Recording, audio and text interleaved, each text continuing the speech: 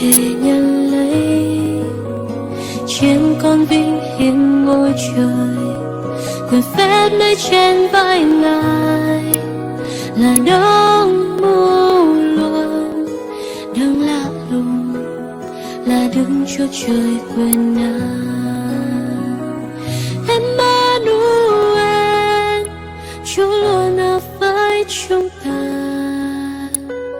Emmanuel, trôi và hầu tử David. Emmanuel, sáng danh trên các tầng trời, hòa bình dưới đất, ân ban cho loài người. Dẫn đi trong nơi tối tăm và thấy ánh sáng thiên đường. Ngài đã đến trong xứ mình mà dân mình chẳng thể nhận lấy. Trên con vinh hiên ngôi trời, quyền phép nơi trên vai Ngài là đấng bưu loạn, đấng lạ lùng là Đức Chúa Trời quyền năng. Emmanuel, Chúa luôn ở với chúng ta. Emmanuel, trôi và hầu tử David.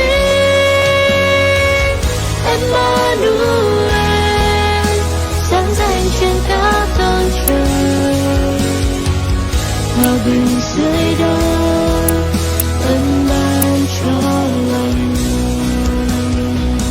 Emmanuel, Chúa luôn ở với chúng ta.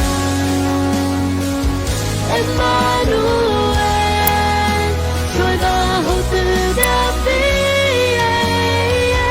Emmanuel, sáng danh trên các tầng trời, hòa bình dưới đất, ân ban cho loài người.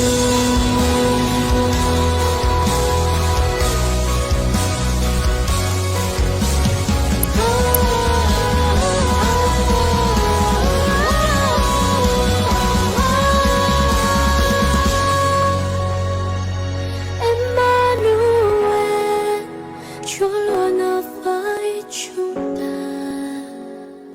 Emmanuel, trôi và hậu tử David. Emmanuel, sáng danh trên các tầng trời, hòa bình dưới đất, ân ban cho loài người.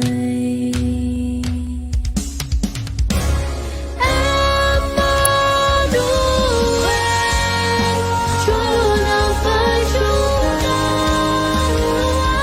Emmanuel, trôi và hầu tử David.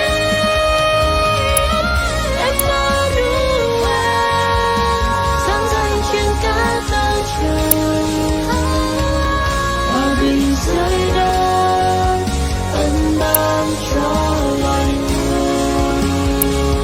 Hòa bình dưới đất, ân ban cho loài người.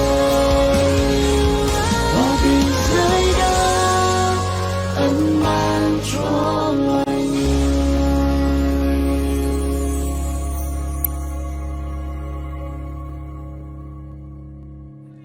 Vâng ạ, xin một tràng vỗ tay thật lớn nữa cho các bà và các mẹ của chúng ta được không ạ? Vâng, rất dịu dàng.